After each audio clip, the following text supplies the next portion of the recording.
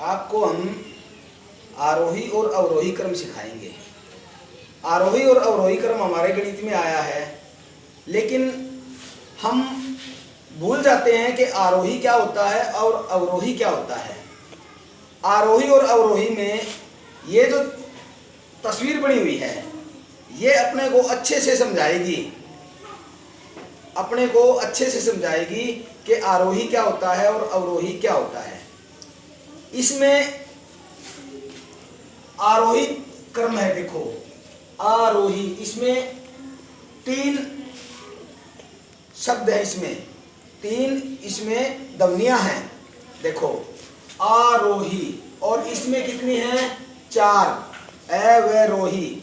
इसमें 4 अक्षर आते हैं, मात्राओं से अलग 4 अक्षर आते हैं, इसमें 3 आते हैं।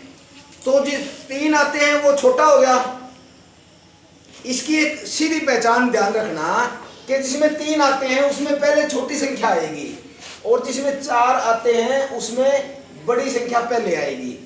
4 अक्षरों वाला बड़ा मान के चलोगे तो पहले बड़ी आएगी फिर छोटी आएगी, और इसमें पहले छोटी आएगी फिर बड़ी आएगी।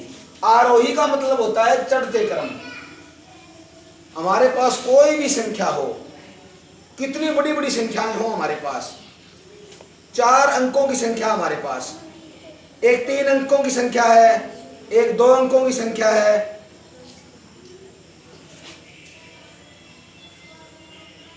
देखो इसमें क्या है, 1 2 3 4 5, जितनी भी संख्याएं बड़ी होती जाएंगी वो ऐसे चढ़ती जाएंगी।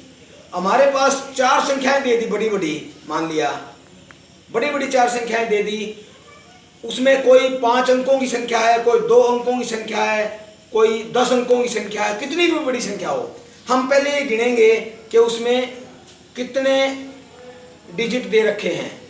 5 अंकों की संख्या और 4 अंकों की संख्या में तो पता है 5 अंकों की बड़ी हो जाएगी, 4 अंकों की छोटी हो जाएगी। 0 अगर आगे लगी हुई है तो वो संख्या नहीं मानी जाती आरोही क्रम में और अवरोही क्रम में। तो हमारे को ये देखना है कि पहले छोटी संख्या आएगी, एक 3 अंकों की है, 4 अंकों की, एक 5 अंकों की, तो इसमें सीधी बात है 3 अंकों की छोटी होगी, 4 की बड़ी होगी, 5 की उससे बड़ी होगी। लेकिन जब संख्याएं सारी 3-3 अंकों की हों, सारी 4-4 अंकों की हों, सारी 5-5 अंकों की हों, तो हमें उसका इकाई, दहाई, सैकड़ा, हजार जो बड़ा नंबर होता है, इकाई, दहाई, सैकड़ा, हजार, 10,000, लाख, जो 10,000 लाख की तरफ जो नंबर होता है वो सबसे बड़ा कौन सा है, वो बड़ी संख्या होती है। अगर वो बराबर है दोनों का, अगर वो दोनों का बराबर है तो फिर उससे अगला देखेंगे, हजार वाला देखेंगे, सैकड़े वाला देखेंगे। तो अब इसमें आरोही क्रम में होता है पहले छोटी संख्या, उसके बाद उससे बड़ी संख्या। संख्याओं का अपने को पता है, हम स्थानीय मान में भी देखते हैं, संख्याएं छोटी और बड़ी जो होती हैं हमें उनको एक बार के लिए ध्यान रखना होता है। मान लिया हमारे पास 4 बच्चे हैं, 5 बच्चे हैं, उनकी उम्र का पता करना हमारे को, वे कौन सा बच्चा बड़ा है और कौन सा छोटा है। तो हम उनका साल देखते हैं पहले, फिर महीना देखते हैं, फिर दिन देखते हैं।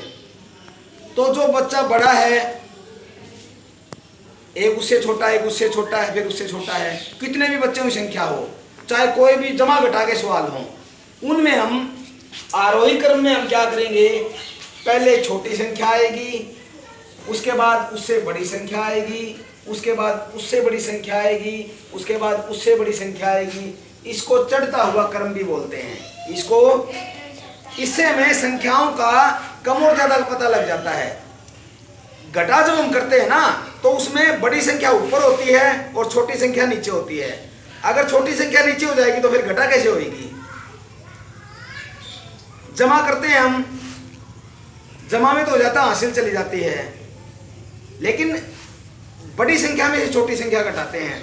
अवरोही क्रम, अवरोही, ये है उतरता, ये याद रखने की बात है। कई बार बच्चे आरोही को अवरोही में कर देते हैं और अवरोही को आरोही में कर देते हैं। इसलिए ये ध्यान रखना है कि आरोही क्रम में पहले छोटी संख्या आएगी, उससे बड़ी आएगी, और अवरोही क्रम में पहले बड़ी संख्या आएगी, उससे छोटी, उससे छोटी। अब इसमें आरोही क्रम का उल्टा होता है अवरोही, और अवरोही का उल्टा आरोही क्रम होता है। ये ध्यान रखना। इसमें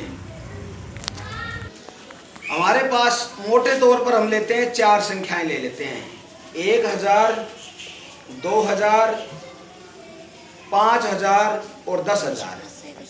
1, 2, 5, 10।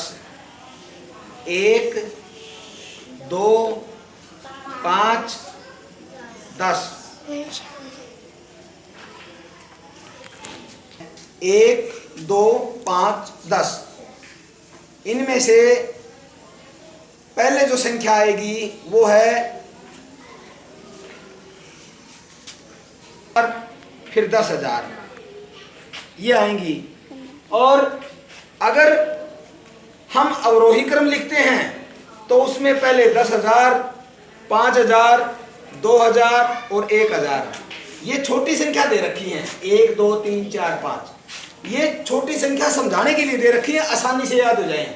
अब बड़ी बड़ी 4-4 अंकों की, 5-5 अंकों की जब संख्याएं आएंगी ना, तो उनके ऊपर भी यही नियम लागू होता है।